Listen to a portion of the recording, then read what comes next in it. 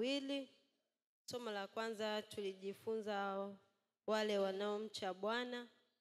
Tuangalia wale kumcha Bwana ni kujishughulisha na mambo yote yale yanayomhusu Mungu na kutenda mema. Na tukaangalia somo jingine la siku ile inakuja. Amen. Amen. Tumpigie makofi.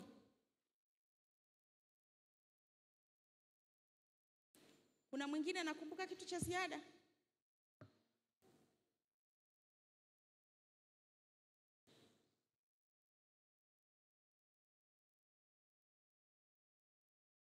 Mungu awabariki sana. Nashukuru, inakuwa inatia moyo. Mwanafunzi mzuri ni yule ambaye anarejea somo ambalo Mungu ametufundisha.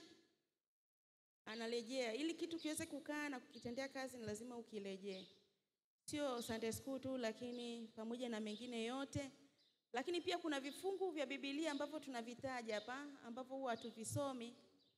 Basi usipovirejea ni kwamba unakosa kuweza kupata muunganiko ulio mzuri kama mwanafunzi ambaye unajifunza, kwa sababu hatukuitwa kuwa washirika tu, lakini tuliitwa kuwa wanafunzi. Na ndio maana Yesu akasema mkawafanye mataifa kuwa wanafunzi. Sifa ya mwanafunzi ni kujifunza. Mungu atusaidie.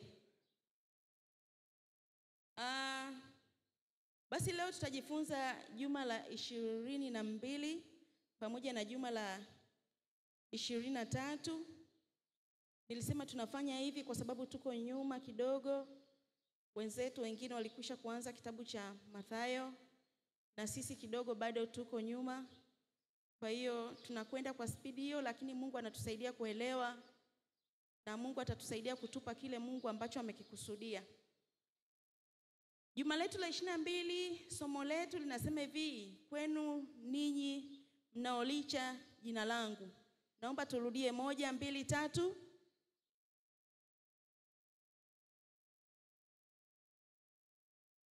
Na kweli kuu ya somo inasema kwamba wanaolicha jina la Bwana na kuepuka maovu wataitwa heri siku ile ya hukumu. Naomba turudie kweli kuu 1, 2, 3. Wanaolicha.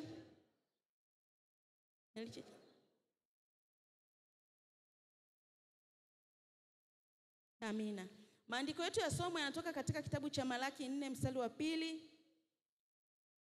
Malaki 4 mstari wa 2. Kwa wale ambao hawana vitabu ni muhimu sana, kwa sababu ndio maandiko ya somo ambalo tunajifunza. Na tulikwisha kujifunza maana ya kumcha Bwana ni nini katika somo lililopita. Kwa hiyo hili inakuwa ni rahisi sana kuweza kujifunza. Na kimsingi Mungu bado anatukumbusha tu kwamba wale wanaolicha jina la Bwana au wanaomcha Mungu, anasema hivi kwamba Mungu atawaangazia kwa jua litakalochomoza. Tumezungumziwa sana jua. Katika ufalme wake wa Mungu, Yesu Kristo anafananishwa na jua au Masihi, tukiangalia katika maandiko. Kwa hiyo anasema wale wanaomcha Bwana, jua la waki litawazukia, na wenye kuponya katika mbawa zake ninyi mtatoka nje na kucheza. Yaani ukiangalia kwenye ile Malaki anasema hivi kwamba Yesu atakapokuja, kwa sababu katika hii dunia kuna vifungo vingi, kuna mambo mengi ambayo tunapitia ambayo yanatuliza siku zote. Tumefungwa sana. Na kwa maana hiyo ni kwamba hatuenendi kama ulimwengu huu unavyokwenda, kwa sababu tumefungiwa nira pamoja na Kristo. Wangapi wanaelewa nikisema tunafungiwa nira? Amina. Ni kwamba kile Kristo anachotaka tukifanye ndicho tunakifanya. Hata kama tulikuwa tunataka hivi, tukikamatwa na trafiki tuweze kutoa hongo ya 2000, wenzetu wanatoa 2000, wengine nasikia wengine 5000, wengine hadi 1000, anamshikisha hivi trafiki. Sijui anaenda kuangalia huko mbele. Lakini kwa sababu sisi tumefungiwa nira pamoja na Kristo, hatutoi ile hongo. Tunajikuta tunapigwa zile 30, si ndio? Kwa sababu tumefungiwa nira pamoja na Kristo, kwa sababu tunaona sisi ni dhambi iliyo halali. Kama nina makosa nikichajiwa natoa ile chaji, au kuna watu nao wanatoa zile 2,200. Ni kwa sababu Mungu ametuelekeza kwamba hatuwezi kutoa rushwa. Kama tumepata adhabu, basi tunalipa ile adhabu. Kama uwezi, basi fuata ule utaratibu unaotakiwa. Lakini ukikosea, ukipewa adhabu, unafuata vile vile ulivyopewa adhabu. Sasa mtu akikuta amepita mwendo kasi afu akakamatwa alafu adhabu yake 2,500, bado heka utapewa, utapelekwa sijui wapi. Na wale wakishaona kwamba wewe ni mtu wa Mungu, utoe chochote, yani heka utakazozipata na heka fulani, kwa hiyo unaweza ukajaribiwa. Kwa hivyo ni vifungo ambavyo tumefungwa pamoja na Kristo, tumewekwa nira, sisi tumefungiwa nira pamoja na Kristo. Tunaenda Kristo nakotaka kwa sababu yeye ndio njia ya kweli na uzima. Vile vitu vya ulimwengu watu ambao wanavifanya, wakati mwingine wewe ni engineer, ili upate tenda unaambiwa lete hela kidogo.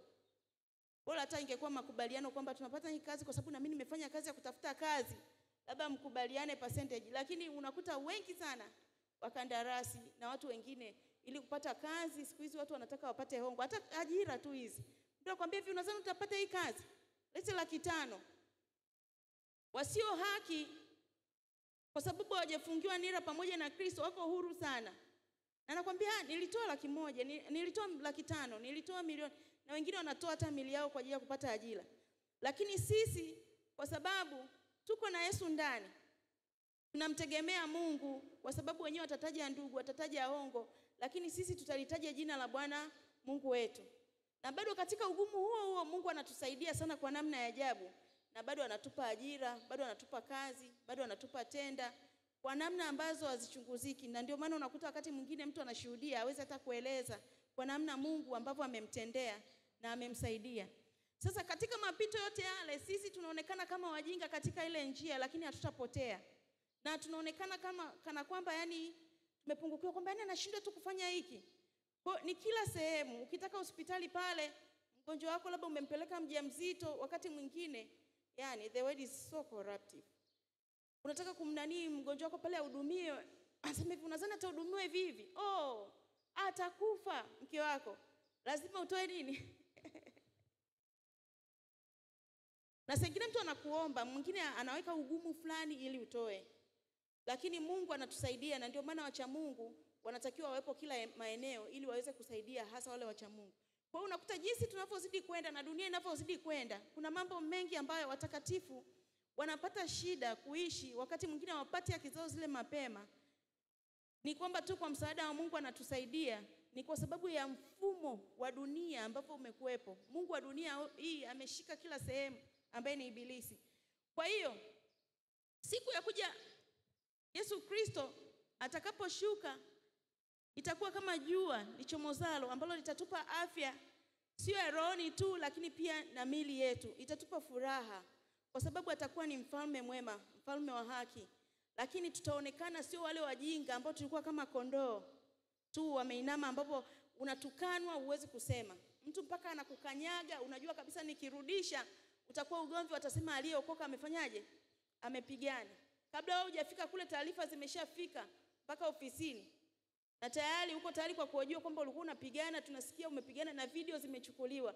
Kwa wakati mwingine aliye haki hata akitukanwa, wakati mwingine akibezwa, wakati mwingine akisemwa, analazimika pengine kunyamaza kimya, ni kwa sababu ya kulinda lile vazi lake la wokovu na lile tumaini alilokuwa nalo. Yesu Kristo asije akafanyaje? Akasemwa vibaya, na yeye kwa sababu ni barua isije ikasomwa vibaya. Kwa hiyo unakuta kwamba unanyamaza kila wakati. Umekuwa ni mtu wa kuinama, umekuwa ni mtu ambaye unasema hivi ni nini, umepeleka kesi mahakamani inakuwa ngumu. Wakati mwingine huna nini?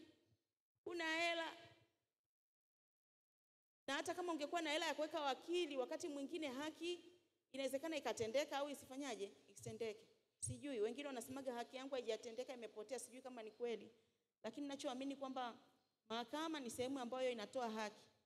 Sasa wengine wanasema hivi kwamba huku ni sheria duniani, lakini haki wapi? Mbinguni, au wakati wa kuhukumu Yesu Kristo, kwa sababu yeye ni hakimu wa haki, haki itasimama. Kwa kuna mambo mengi sana ambayo yanatokea. Sasa tunakuwa kama wanyonge, lakini tulio na nguvu sana rohoni.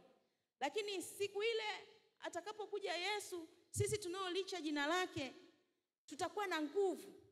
Tutatoka, maandiko hapa yanasema tutatoka kama ndama waliokuwa wamefunguliwa. Wangapi ni wafugaji hapa au wametoka kwenye jamii ya wafugaji? Nilitamani sana ningepata mtu anionyeshe ndama wanaporuka wakishafunguliwa kutoka zizini. Wakifunguliwa, kwa sababu hata sisi kuna wimbo tulikuwa tunaimba, tutaluka luka kama ndama na tukiimba andamano, andamano kubwa litakuwa kwenda mbingu, watu wote tutaluka luka kama ndama na tukiimba andamano, andamano kubwa litakuwa la kwenda mbinguni. Ahimidiwe Yesu. Kwa hiyo sijajua kwamba tutaruka, kwa sababu wengine kuruka ndama sina uhakika kama ndama wa Tukuyu na ndama wa Singida kama wanamruko sawa, sina uhakika. Au ndama wa Dar es Salaam na ndama wa Marekani, sijui Marekani kuna ndama, sijui kama wanaruka sawa. Naamini wanakunywa maziwa, kwa kuna ndama. Kwa hiyo kutakuwa na miluko tofauti tofauti. Kwa nini? Tulikuwa tumeonekana kama kufungwa.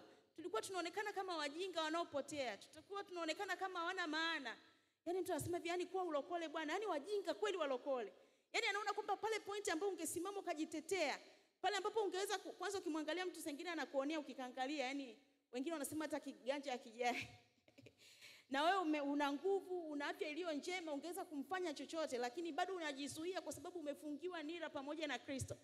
Sasa wanasema ni walokole wajinga kweli. Ni mara nyingi sana tumeambiwa yani hawana akili. Tunaonekana kama hatuna akili, kama hatufai, tunaonekana kama mazuzu, lakini kiukweli sisi ni waelewa sana. Ni kwa sababu tumembeba Kristo, na Kristo ametupa maarifa, ametupa hekima, ametufundisha, na tunaifuata ile njia aliyotuelekeza. Na kwa sababu tumefungwa nila pamoja na Kristo, ndio maana hatufanyi jino kwa jino. Mtu anakuudhi, unakasirika, lakini kesho utamwonea huruma na utamsaidia. Wasema yani kwa kweli mtu fulani yani ni mjinga kweli, lakini wakitafakari wanaona kwamba tumetofautishwa kwa sababu ya Yesu Kristo. Kwa hiyo sisi tunaolicha jina la Bwana, Mungu atatupa kuionyesha furaha yetu.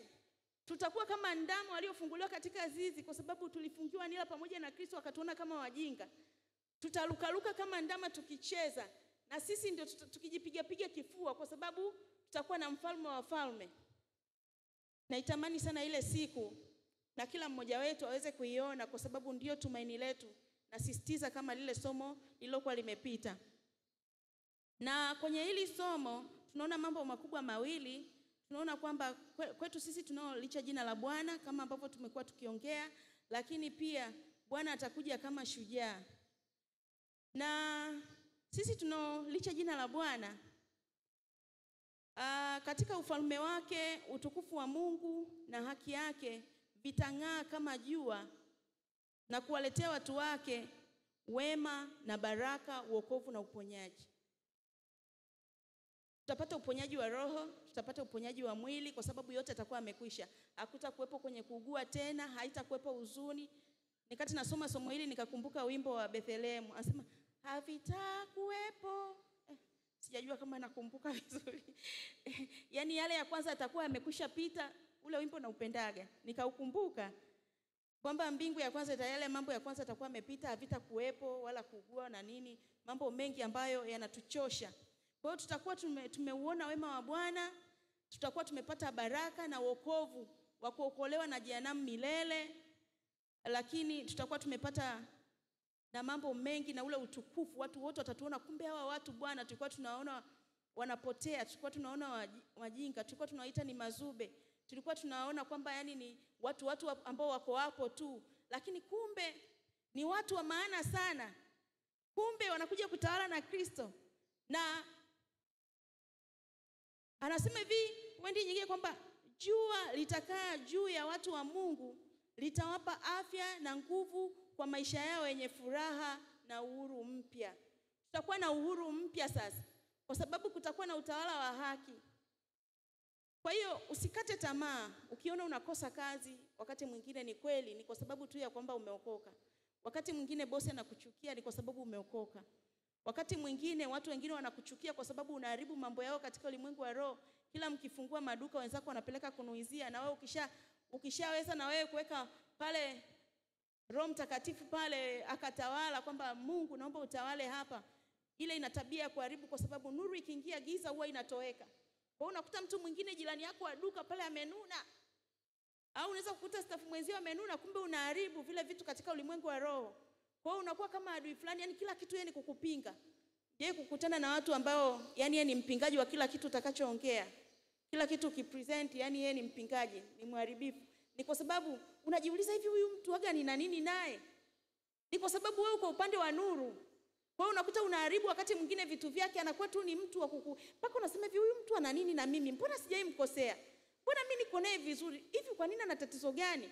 Yaani wewe ukiwa unaenda sehemu yote yeye anajiandaa jinsi ya kuhakikisha kwamba anaharibu utu wako, anaharibu sifa yako, anahakikisha na kusmash. Yaani wewe yani usionekane sehemu yoyote. Lakini kiukweli kwamba sisi tunakuwa upande wa nuru. Nuru na giza havifanyaje? Havipatani. Sisi hata kama tukiendelea kuwapenda, tunawapenda, lakini unakuta nuru na giza wakati mwingine havipatani. Unaweza kuwa unajiuliza na kuwa kama vile adui. Yaani ukitoka mpaka unasema yani nimejiandaa, kila mtu alikuwa anakubali vile vitu nilivyoviongea, au nilivyoshirikisha, lakini huyu tu yani amekuwa mpinzani sio kawaida. Vita wakati mwingine inaanzia rohoni. Lakini ahimidiwe Mungu kwamba tunashinda, na zaidi ya kushinda katika yeye aliyetupenda.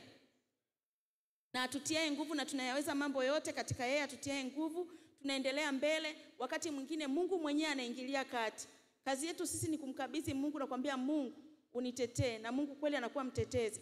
Kwa hiyo ile jua la haki litatuangazia, na mng'ao wetu utang'aa kutokana na kazi tulizofanya. Tumejifunza Ukiangalia ile Danieli kwa mfano, ukiangalia Danieli 12:3 kama sikosei, Danieli 12:3 inasema hivi, watang'aa kama mwangaza wa nini? Wa mbingu. Lakini wengine watang'aa kama mwangaza na wale watendao haki, na watang'aa kama mwangaza wa nyota wale waongozao wengi katika kutenda haki. Ukienda kwenye Biblia zingine kama Amplified anasema hivi, wanaoongoza katika kutenda haki, yani kumjua Yesu Kristo. Kwa hiyo tunapokazana kuifanya kazi ya Mungu, na tunavyoendelea kufanya ile kazi ya kuwaleta wengine, kuwaongoza wengine katika kuijua haki ya Mungu, kumjua Mungu, ndivyo unapozidi kujipalilia ule mng'ao. Kila mtu anapenda kung'aa jamani. Kiambia umependeza, kila mtu hata kama alikuwa na huzuni sura yake imekunjamana, akiambia umependeza, utaona katabasamu. Hebu jaribu kumwambia mwenzako umependeza. Umeona tabasamu?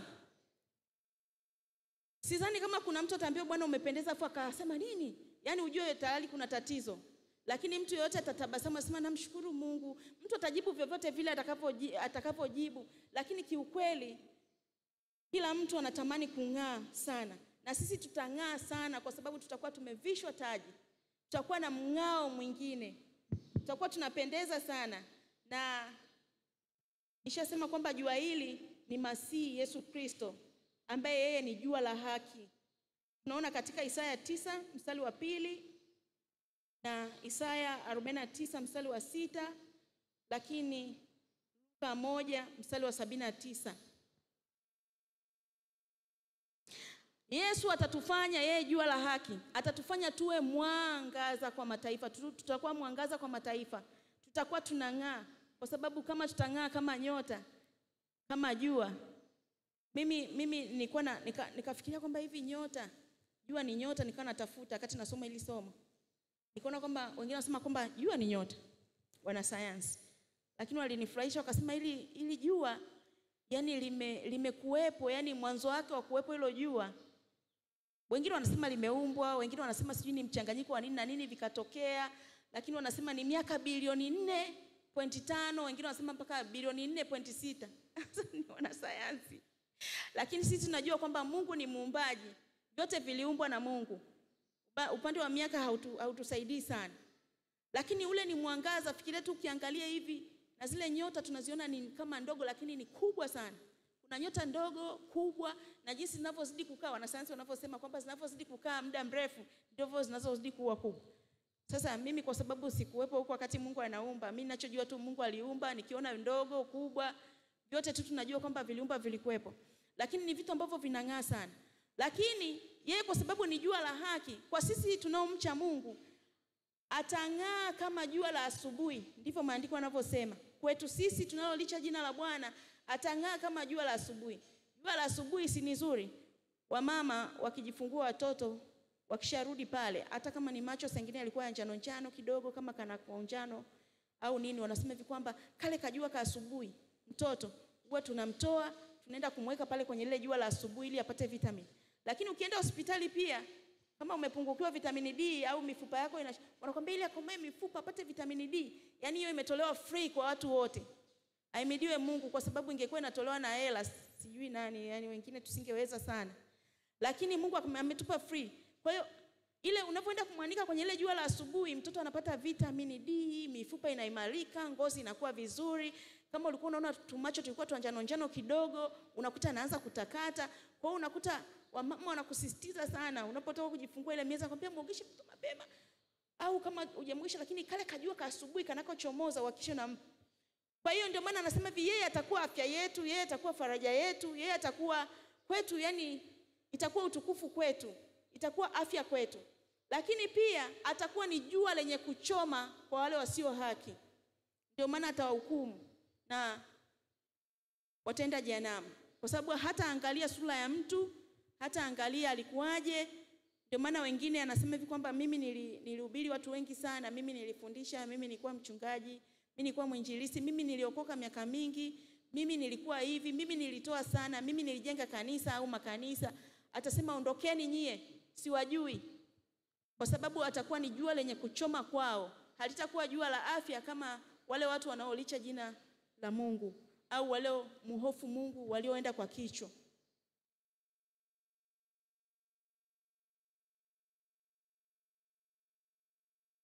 Haki atakayoileta ni zaidi ya kusamehewa dhambi, ni ushindi na udhihirisho wa utukufu wake kwa wale wanaolicha jina lake. Itakuwa ni zaidi, watumishi wa Mungu, zaidi ya kusamehewa dhambi. Tumesamehewa dhambi, kweli tutaepuka na ile jehanamu, lakini tutakuwa ni utukufu, atatuvisha taji. Tutakuwa mbele ya mataifa. Tutaambiwa hawa ndio wenyewe. Yaani jamani, unaangalia watu wakati wengine kwenye makampuni, watu wengine wanaofanya vizuri, labda kama hasa ya makampuni ya kimataifa, unakuta labda wanaambiwa hivi kwamba tutaenda makao makuu yetu ya kampuni letu Afrika, kwa wale kila nchi waliofanya vizuri wanaenda kuwa awarded, wanaenda kupewa zawadi. Au hata hapa nchini, yani ukifanya, nadhani kwenye Mei Mosi huwa wanatoa ile zawadi za mfanyakazi bora. Wangapi wamewahi kuwa wafanyakazi bora? Akaitwa kwenye department, ameitwa na uongozi kwamba mimi ni mfanyakazi bora. Amen, nimeona mikono ipo hapo. Siku unaitwa mbele ya watu wote kwamba jamani, mfanyakazi bora kwa mwaka 2024 ni fulani bin fulani. Unasimama pale, una shake hands, afu ikatokea labda na rais yupo, au waziri mkuu, au mtu yoyote, au waziri wa kitengo, au mtu yoyote, akakupa na ile bahasha zawadi. Kwanza ile kutangazwa tu, unajisikia kwamba ule utumishi wangu umeonekana, umekuwa recognized, na pia nimetambulika. Yaani wakati mwingine hata hela haisaidii, lakini ile kutambua kile kitu ulichokifanya. Kwa hiyo na sisi tutatambulishwa mbele ya mataifa wengine kwamba sisi tulikuwa wacha Mungu, na tutatambulishwa. Ile ni faraja, ni zaidi ya kusamehewa dhambi, mbali ya kusamehewa dhambi, lakini tutaurithi ufalme wa Mungu, tutakaa naye milele. Lakini tutatambulishwa, itakuwa faraja kwamba jamani, sisi tulikuwa tuendi katika njia ya upotevu. Sio kwamba sisi tulikuwa hatuna akili, kwa sababu Biblia inasema mpumbavu amesema moyoni mwake hakuna Mungu. Kwa hiyo asiyemcha Mungu, asiyemwamini Mungu, maana yake yule ni mpumbavu, kutokana na neno la Mungu au Biblia inavyotuambia. Pumbavu. Lakini kumbe sisi sio wapumbavu, tuna akili, na ndio maana tumeamua kulicha jina la Bwana. Kwa hiyo kwetu itakuwa utukufu sana. Na anasema jua hili litaleta uponyaji wa roho na mwili kwa wenye haki nimeshasema. Tunaangalia ile Zaburi 107 mstari wa 20. Ulituma neno lake liweze kutuponya na kutoka katika maangamizi. Lakini pia unaweza ukaangalia ukarejea Malaki ile 4 mstari wa 2 mpaka wa 3. Na kipengele cha pili kinasema Bwana atakuja tena kama shujaa. Naona pia katika ile Isaya 40 mstari wa 10. Naomba tusomee Isaya 40 mstari wa 10. Isaya 40 mstari wa 10. Nasema, tazameni Bwana atakuja kama shujaa, mkono wake ndio utakao mtawalia. Tazameni thawabu yake i pamoja naye, na ijara yake i mbele zake. Amen. Atakuja kama shujaa. Anasema will come with might. Soma Biblia zingine inasema will come with might. Atakuja na uwezo na nguvu. Tushaona hata katika ile somo lililopita. Na hili somo pia linaendelea kutukumbusha kwamba atakuja kama shujaa aliyeshinda. Sio yule mnyonge alikuwa anasema si ajiokoe na yeye. Sio yule alikuwa anamvisha taji ya miiba. Sio yule anamchoma mkuki ubavuni. Sio yule anambuluza na ule msalaba mpaka analemewa. Anaomba hata pale, yani hata kuja vile tena, atakuja mwenye uweza sana. Atakuja kama shujaa, atakuja na ujira pamoja naye. Yani atafanya malipo, tuzo, fidia na kukaa pamoja naye milele kwa wale wanaolicha jina la Bwana. Uwepo wake ni kama mchungaji anayejali wakati anapochunga wanakondoo wake. Yesu ni mchungaji mwema, na ndio maana anaitwa mchungaji mwema. Yesu ataendelea kuonyesha ule udhahiri wa ule uchungaji kama kondoo anayechunga kondoo wake, kwa sababu yeye atakuwa mfalme wa wafalme, atakuwa mtawala, lakini atakuwa akitujali sana kuendelea kwa pamoja naye. Ataonyesha ule uchungaji wake kama mchungaji yule mwema anayechunga kondoo wake, ambaye hataki hata mmoja apotee. Na tunaona katika kitabu cha Mwanzo 49 mstari wa 24, Petro wa kwanza sura ya 5 mstari wa 4. Hivyo ndugu zangu, tujazwe na imani, shauku, matumaini, tukitazamia wokovu wa siku ya kuja kwake na ukombozi wa mwisho. Na naomba utarejea Wathesalonike wa kwanza sura ya 4 mstari wa 4 mpaka wa 18. Nitamani tusome na kusisitiza, naomba ukasome kwa sababu tuna vipengele vingine vingi ambavyo vimebaki vya somo lingine. Kwa hiyo ndugu zangu, tunaendelea kusisitizana. Tulijifunza wiki iliyopita kumcha Mungu ni nini. Lakini bado neno la Mungu leo linaendelea kutusisitiza kwamba wale wanaolicha jina la Mungu tusitekewe na vitu vya muda mchache tu. Najua unajaribiwa. Tusitekewe. Najua unaonekana mshamba. Ni kweli unaonekana mshamba. Kuna wengine ni wanafunzi wanaonekana washamba. Nakumbuka tulipokuwa wanafunzi, yani unaonekana kama una boyfriend. Yani unaonekana ni wewe sijui ni wa wapi. Yani wanakuona kama mshamba na wewe unawashangaa, unasema hivi yani wametumwa kuja kusoma, yani unashangaa. Mimi nakumbuka chuo mimi nilisoma FM mara ya kwanza, yani undergraduate. Pale FM siku ya kwanza kabisa yani nimekaa tumeanza kusoma pale masomo yamekolea. Wiki ya pili siku nikasema hizi topic hizi, kuna wenzangu wakasema ni hatujaelewa kabisa vipengele. Sasa bahati nzuri mimi nilikuwa nimesoma yani masomo ya uhasibu. Sasa wengine wamekuja kusoma uhasibu, wametoka PCM, wametoka wapi zile kidogo topic iliwapiga kidogo. Wakasema bwana tuwasaidie, nikamwambia basi nitawasaidia, tuwai asubuhi sana alfajiri. Ikiwezekana saa 10 tu tumejifunza kabla ya kuingia kipindi kingine, kwa sababu hamtaelewa sana mbele. Kwa hiyo tulikuwa tumepatana na rafiki zangu. Sasa tumeamka asubuhi la alfajiri. Tumeenda kule mida ya saa 11 kasoro. Tumetoka kwenye sehemu tunazolala, tunaenda madarasani. Nikakutana na watu wametoka disco. Walikuwa wanaita Jimkana sijui, kama sijakosea jina. Yaani nguo walizovaa, na mimi mtoto wa watu ndio nimetoka Tukuyu. Yaani nilibaki nimeshangaa, nimeganda kama mtu niliyeganda, na shangaa hao wametoka wapi. Alafu naona kama hawajavaa nguo, kwa maana ilikuwa ni vingine vimikanda, nguo. Yani nilibaki na butwa, nilishangaa. Yani mpaka ile discussion ilikuwa ngumu kwa sababu nilikaa mpaka chini, nguvu zimenishia. Alafu baadaye nikaanza kuwatafakari wazazi wao, yani nikamweka mzazi wangu kwenye viatu kwamba mimi nimetoka Tukuyu, nimemwaga mzazi wangu naenda kusoma, na mzazi wangu anaamka pengine usiku ananiombea mwanangu asome, mwanangu msaidie. Kumbe wenzangu wameenda kufanya, yani nilijiweka kwenye viatu vya wale wazazi ambao wako pale. Kiukweli ilikuwa inasikitisha sana. Sasa wenyewe yani wanaona kawaida, mimi niliona ni kitu cha kushangaa. Na nikaona kwamba hiki ni kitu gani? Nikabaki na shangaa. Kwa hiyo wenye dhambi ni lazima watushangae sisi. Yani wenyewe wako katika ulimwengu wao wasiolicha jina la Bwana, na sisi tuko kwenye ulimwengu wetu. Kwa hiyo inawezekana unapitia magumu, yani kila mtu na wewe anakushangaa kwamba yani huyu ndio mshamba kweli, yani anashindwa hiki. Yani anashindwa hiki. Ni kweli kuna mazingira yanakuwa magumu sana. Lakini tunaendelea kuliangalia tumaini letu na ule uzuri ambao Mungu ametuandalia. Kila ukiangalia kwamba Mungu amekuandalia kitu chema, naomba utiwe moyo na neno la leo, mtumishi wa Mungu, kwamba hayo magumu unaopitia, ule ugumu unaopitia, yale majaribu unaosongwa, ni ya muda kitambo tu, yatapita. Lakini upo ule mji udumuo na ile raha idumuo ambayo haiishi milele na milele, na sisi tutatukuzwa mbele ya wale waliotutesa na kutubeza. Mungu atusaidie sana. Na sehemu ya pili, kutii sheria za Mungu. Somo la 23.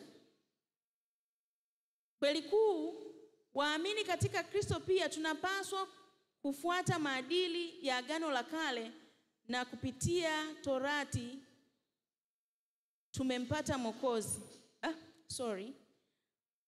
Waamini katika Kristo pia tunapaswa kufuata maadili ya Agano la Kale, na kupitia Torati tumempata Mwokozi. Mstari wa kukumbuka.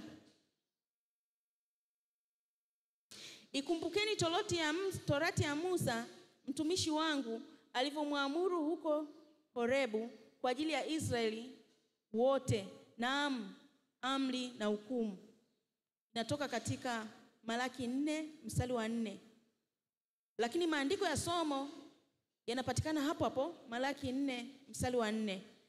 Naomba tuusome mstari wa kukumbuka 1, 2, 3.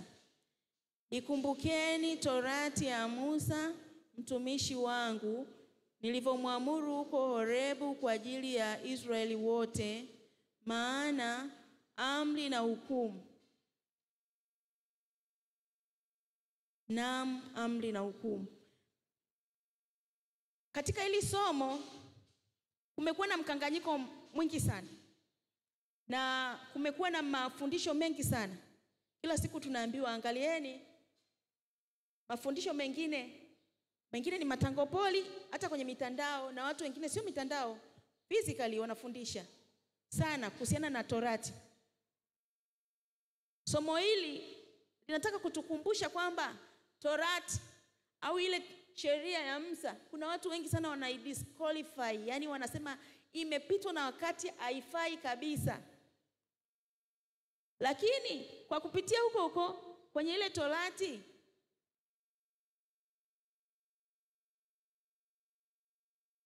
kwa kupitia ile Torati ndio tumempata hata Mwokozi akaja. Kwa hiyo kumekuwa na mkanganyiko mwingi ya wapendwa, watu wanakuja, ndio maana tunazikuta ile mtumishi mmoja alisema hivi, kuna mafundisho ya neema juu ya neema, wangapi wameyapata? Na hata nakwambia ukiwa kwenye wokovu, yani hata ufanye dhambi mpaka wameanza kunywa pombe. Kuna mpendwa mwenzetu hapa tulimuona kwenye mtandao akasema, yani nilikuwa najifunga kati niko Sinza, kumbe saa hizi hata nilikuwa sipati usingizi, saa hizi nakunywa hata bia zangu 2, 3. Wangapi waliona hicho kitu? Au ni mimi peke yangu jamani niko duniani? Kumbe mliona. Kuna mwenzetu alienda kule. Muona, alipovutwa kule akapata ile mafundisho ya mtelemko. Akasema, ni jamani, nilipokuwa Sinza kule EAGT nilikuwa na banwa. Yani naambiwa hata kakunywa kapombe kidogo ni dhambi. lakini yani kwa huku yani nilikuwa nalazimika kuficha chupa zangu, lakini saa hizi nazibuya hata 4, alafu napata kausingizi safi kabisa. Nikasema kumbe mwenzetu wakati tunasali naye alikuwa kifungoni. Sasa ndivyo watu wengi ambao tumeambiwa, yani mafundisho yamekuwa mengi kwamba hiki kilipitwa na wakati, hiki kilipitwa na wakati. Yani imefikia kipindi watu wengine hawasomi kabisa hata Agano la Kale. Na kila akisoma Agano la Kale, labda anachambua yale maandiko ambayo yanamsupport yeye, yani ambayo ni supportive. Hasa ahadi. Kuna ahadi nzuri Agano la Kale. Si mnajua kuna agano nzuri? Kuna ahadi nzuri sana. Na unasema Mungu amesema, amekuza ahadi yake kuliko jina lake mwenyewe. Yani yale maandiko ya namna hiyo ndio tunayataka. Lakini yale ya miongozo na yale ya kutuongoza na yale ya kutuweka katika mstari, wala tunasema yalishapitwa na wakati, yalishapitwa na wakati, yalishapitwa na wakati, kila kitu. Niliona mwalimu aliyepita alitumia nguvu kutufundisha. Na wengine wameomba msamaha wakasema jamani haikuwa hivi, ndio maana wengine wamefikia kusema zaka. Hapana, kwa ni Agano la Kale. Tunajifunza kila siku. Watumishi wa Mungu, watumishi wa Mungu, Yesu mwenyewe alisema hivi kwamba sikuja kutengua Torati hata nukta hii, bali kufanyaje? Kutimiliza. Kuna mambo mengine yalikuwa kweli, mengine tutaona huku mbele kwamba mengine yalikuwa yanawahusu pengine Waisraeli tu na mambo mengine. Lakini kiukweli watu wengi sana hawataki vile vitu vingine walivyokuwa kiambiwa wenzetu. Lakini kwani ukitenda tena si kuna Roho Mtakatifu, kwani utapungua? Kuna mambo mengine kweli yanahusiana na ukombozi. Wenzetu walitoa dhabihu za kutakaswa dhambi, sijui njiwa, sijui ng'ombe, na walikuwa wanapewa wanapewa maelekezo namna ya kufanya. Lakini kweli sisi tumetolewa kafara. Yesu tu akatoa kafara ya kwetu sote. Hiyo hatuwezi kutoa. Na hata tungekuwa tunatoa, na hivi siku hizi hata njiwa wenyewe hatuna. Tukisema wenye njiwa hapa nyumbani wanyoshe mikono wenye njiwa. Mimi mwenyewe sina. Na kuna wengine hapa wana miaka 5 hata njiwa mwenyewe hajamuona hapa mjini. Kwa hiyo ingekuwa kazi sana. Kwa hiyo ili somo linatukumbusha kwamba Torati au sheria zile Mungu alizokuwa amezitoa kwa wana wa Israeli au maelekezo yale ya zamani bado yanatusaidia sana na yanahusika, na pia yanatusaidia kujifunza, na tutaona huku mbele. Lakini ile niliyosema hivi kwamba Yesu akasema hivi kwamba sikuja kutangua Torati hata nukta moja, inatoka katika kitabu cha Mathayo 5 mstari wa 17. Naomba usome.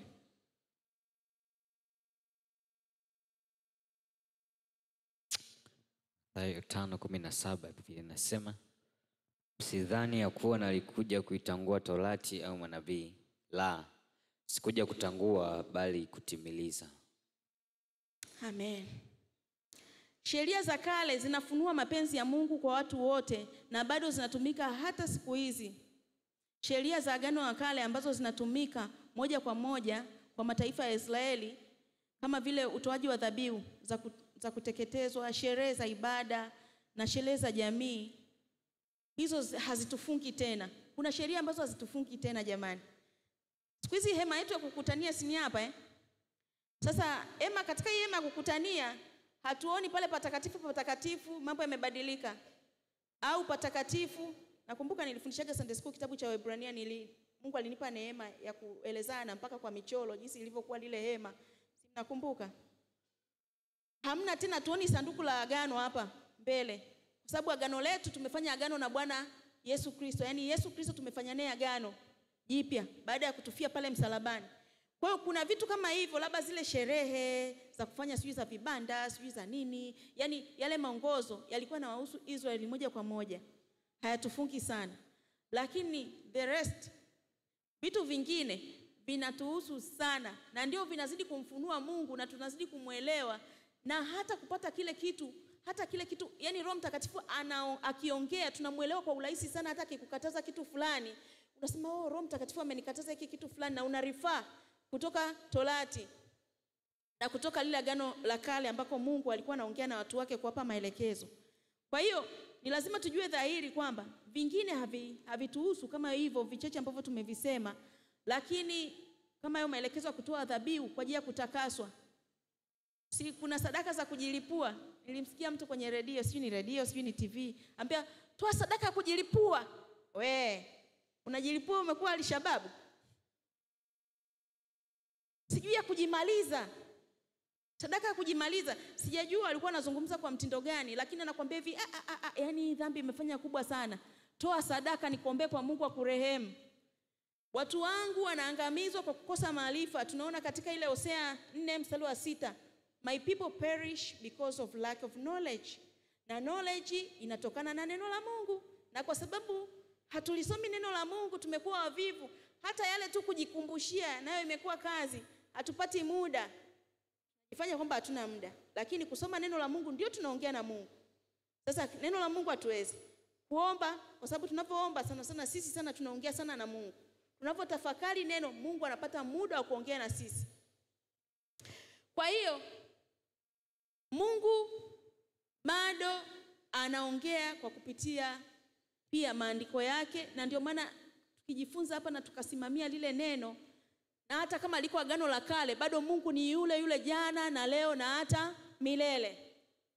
Mara ngapi ambapo unakuwa katika hali fulani ngumu, ukasikia neno limekuja likakukumbusha kwamba kuna neno, alafu ukasimamia hilo neno na liko huko. Wangapi mwayo wapata hiyo hali? Ukiona hali fulani imekuijia ukiwa kwenye wakati fulani wa maombi, au kuna kitu kinakusumbua, hata kama unaumwa, uko peke yako, ukiona Roho Mtakatifu amekuletea neno yani ujue ndio neno la kungangana nalo na kusimamia, na lazima unatoka. Labda kama mimi mara nyingi ikinijia hiyo hali, Mungu akaniletea neno, yani najua kwamba hiyo ni divine appointment ya Roho Mtakatifu mwenyewe kunikumbusha, yani ni hali ya kiungu kunikumbusha ile ahadi yake katika neno niisimamie ili niweze kuponywa. Na tunazikuta kwamba hizo sheria ambazo haziwezi kutufunga, kwa mfano ile inayopatikana katika kitabu cha Waebrania 10:1 hadi 4, hiyo ni damu ya dhabihu ya makuhani ya kuondoa dhambi. Sisi damu ya Yesu inaondoa dhambi, haituhusu muona kutoa ile wanyama. Lakini Walawi 1:2 mpaka 3, ile ilikuwa jino kwa jino. Jino kwa jino. Ni lazima ujue huku Yesu amesema nini. Yeye amekuja kuitimiliza. Ina maana kule ilikuwa ina mapungufu na haikuweza kufanya kazi. Ukisoma kwenye ile Walawi anasema hivi kwamba ikiwa mtu labda amempiga mwanamke mjamzito, yule mwanamke mjamzito akapoteza mtoto bahati mbaya, na pengine hata yule mwanamke akafa, ikiwa amekufa atatakiwa kulipa uhai kwa uhai. Kwa hiyo kama ndio na Mzee Kisole amefanya hivyo, basi ujue ameua mke wa mtu huko, mimi nakuja kuchukuliwa uhai kwa uhai, na wewe mke wako auawe ili uone ule uchungu, uone sawa. Jino kwa jino. Mtu kimpiga jicho kimnyofoa, basi na wewe wanakunyofoa jicho ili iwe sawa. Lakini anasema hivi kama sijui mtoto tu amekufa, basi mwingine sijui atatoa fidia kwa kutoa hela. Yule mwenye mke na yule mtoto aliyeondoka atasema kwamba unilipe kiasi hiki. Yani kama umeua ng'ombe, kwa mfano ng'ombe kwa ng'ombe, ng'ombe umempa, basi yule akikuonea huruma atakwambia nilipe kiasi hiki, afu ile ng'ombe aliyekufa ndio utapewa wewe. Ndio yalikuwa mambo hayo ambayo yalikuwepo. Kwa hiyo unakuta kwamba hivyo vitu vingine sisi saizi havipo tena, kwa sababu Yesu amesema hivi kwamba mimi nasema wapendeni adui zenu, waombeeni wanaowaudhi. Ikiwa mtu amekupiga shavu la huku, mpige huku. Kwa wanawake nakumbuka siku moja tulijifunza, alafu akatuma clip kwenye grupu letu la wanawake. Simliona yule mzungu aliyepigwa kibao wakati anashuhudia kule kwenye basi. Ni basi sijui ni nini ya kule Ulaya. Nakumbuka, mnakumbuka. Kwa hiyo lile neno lilikuwa ni wokovu kwa yule kijana. Akashangaa, huyu mtu wa ajabu. Watu mpaka wamesimama wasema no. Wazungu wamechanganyikiwa. Anasema nipige na mimi na huku. Lakini alielewa kile kitu kilichoko ndani yake. Mungu tu alimpa neema. Na yule kijana baadaye akawa amebadilika, akamkumbatia na nini. Kwa wale ambao hamkuepo kwenye grupu, hampo kwenye grupu la CCWWI, tulijifunza na ikatumwa hiyo clip kama ushuhuda, tukaona na wengine pengine hawako kule lakini wameiona, wamepewa na watu mbalimbali. Kwa hiyo kuna maandiko ambayo kwetu yaliwahusu tu Waisraeli, lakini mengine yapo, na anasema hivi kwamba halitatanguka hata moja. Anasema hivi yeye ataliangalia. Na tunaona kwamba anasema katika ikumbukeni Torati. Ile Malaki 4:4 inasema ikumbukeni Torati. Mungu anasisitiza. Anasema sheria au Torati. Kwa Kiebrania inaitwa Torah, ikimaanisha kufundisha. Sasa Torati sio mbaya, sheria sio mbaya, kwa sababu nia yake, yani Torati ni Torah kwa Kiebrania, maana yake kufundisha. Sasa kwa nini sisi hatupendi kujifunza? Tunapenda kujifunza pia mambo yaliyopita ili aweze kutusaidia na kutukamilisha katika kipindi tulichonacho. Ni sheria za Mungu kupitia kwa watumishi wake, kwa mtumishi wake Musa, ambazo alipewa kule mlima Horebu. Wote tunajua kwamba Musa alikaa kule siku 40 hali hanywi. Na alipotoka huko aling'aa sana kwa sababu alipata God's encounter. Alikutana na Mungu. Aling'aa sana mpaka Waisraeli wakawa wanashindwa kumwangalia. Na Mungu akampa huo mlima Horeb, kwa jina lingine wanaita Sinai, kwa sababu mwingine atasikia jina la Sinai, mwingine Horeb. Ni upande mmoja ulikuwa unaitwa Horeb, upande mwingine ulikuwa unaitwa Sinai. Na tunaona kwamba sheria ziliweza kugawanywa katika makundi matatu kama ifuatavyo. Kwanza, kundi la kwanza, ile Torati ile ambayo tunapenda kuipush pembeni.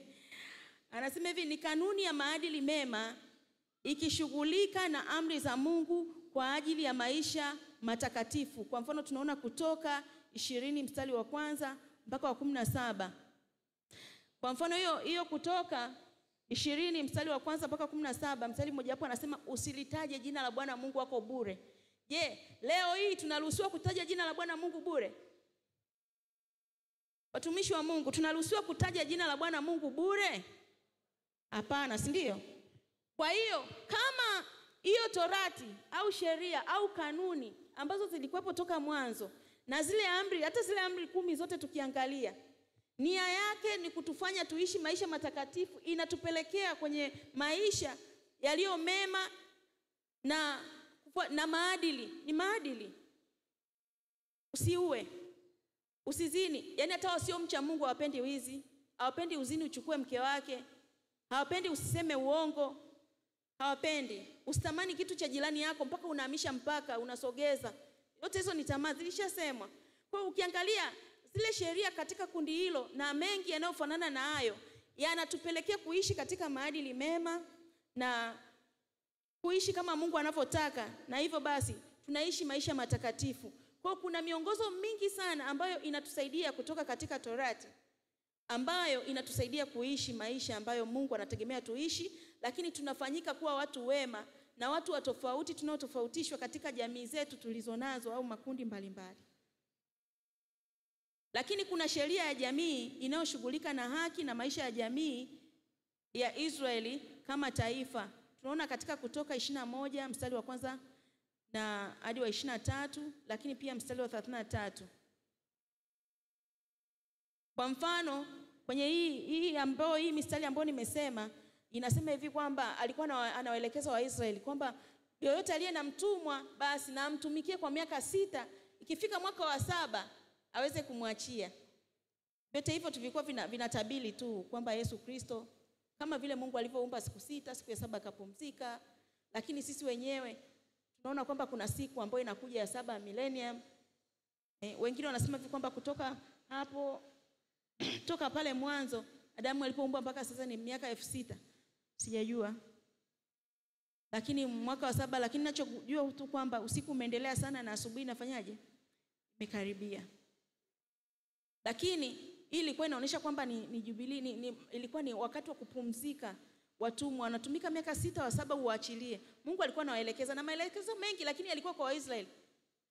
Maana yake ni kweli ilikuwa imeenda kwa Waisraeli, lakini sisi je? Inawezekana tuko hapa kanisani na una mtumishi ambaye ni Mkristo na una duka, umemwambia kafungue duka alafu wewe umekuja hapa. Yeye asali. Unadhani kwetu sisi inakuwa sawa? Dada wa kazi unamwambia utalinda nyumba, yeye kila siku anabaki pale. Hamna alternative. Labda siku ya Christmas pengine unaweza kumruhusu, kumwambia mimi nabaki napika, nenda wewe kanisani. Kwa hiyo vitu vingi unakuta kwamba vinatuambia, lakini sasa sisi hatuna watumwa tena, wala hatununui watumwa.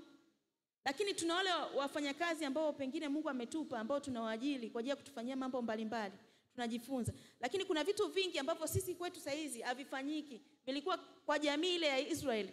Lakini vingine tunajifunza kwamba Mimi nakuja kanisani, dada aji au kaka aji au mfanyakazi wa dukani au mtu mwingine. Naelewa wakati mwingine kuna makampuni ya ulinzi sasa wewe hayakuhusu kwa sababu wenyewe kule walinzi wanajua wanapokezanaje. Wengine kazi zao zinawaruhusu kuja mpaka Jumapili. Lakini zinatulazimu kwamba tutafute siku za kumwabudu Mungu. Lakini kundi la 3 ni sheria za kufuata taratibu za ibada, ikishughulika na muundo taratibu za Waisraeli kumwabudu Bwana, ikiwa ni pamoja na mfumo wa utoaji wa dhabihu.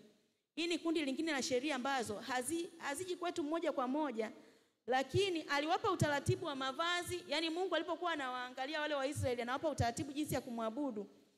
Alikuwa anawapa mpaka mavazi, sijui zambarau, samawati watafanya hivi, makuhani watavaa hivi, sanduku la agano liwe hivi, ukubwa wake, hapa mtaweka hivi, hapa patakuwa hivi. Yote ile maelekezo yalitoka kwa Mungu kwa utaratibu. Hayatuhusu sisi moja kwa moja, lakini naomba niulize kwenu, Sinza EAGT tuna utaratibu wa ibada au tunawe? Si tunaambiwa kwamba asubuhi kuna kusifu, ikifika muda huu kuna maombi, ikifika muda huu Sunday school, ikifika muda huu matangazo, wageni na kadhalika. Siku mtu akiharibu utaratibu tunabaki tunatoa macho.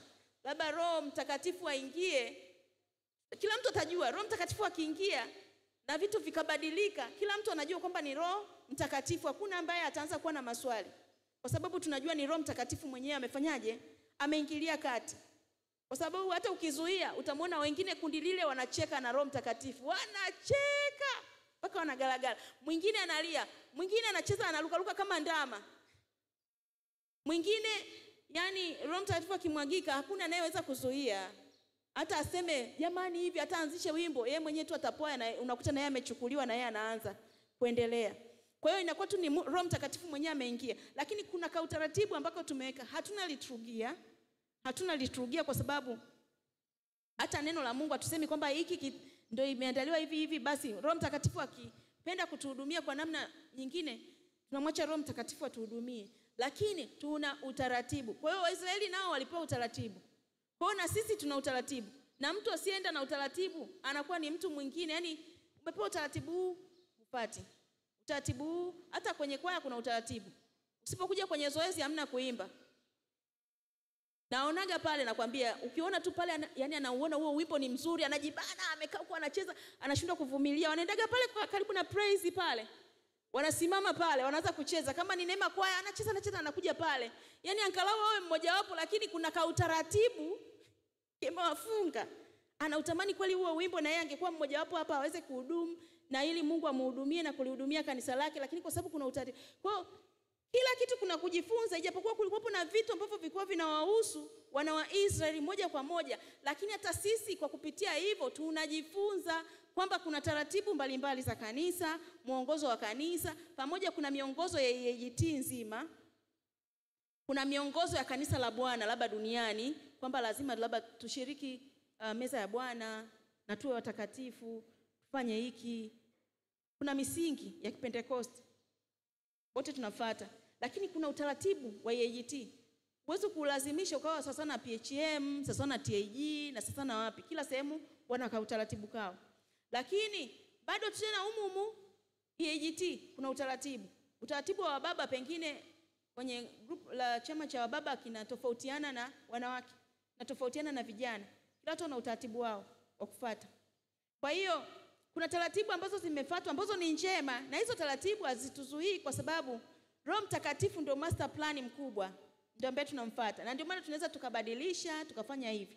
Lakini pia kila uongozi una utaratibu wake. Yaani kila uongozi kutokana na Mungu anapompa dira na direction. Hatuwezi kung'ang'aniza kwa mfano mchungaji ule utaratibu pengine wote aliokuwa akitumia mchungaji Mwanjala, mchungaji Chubu autumie huo.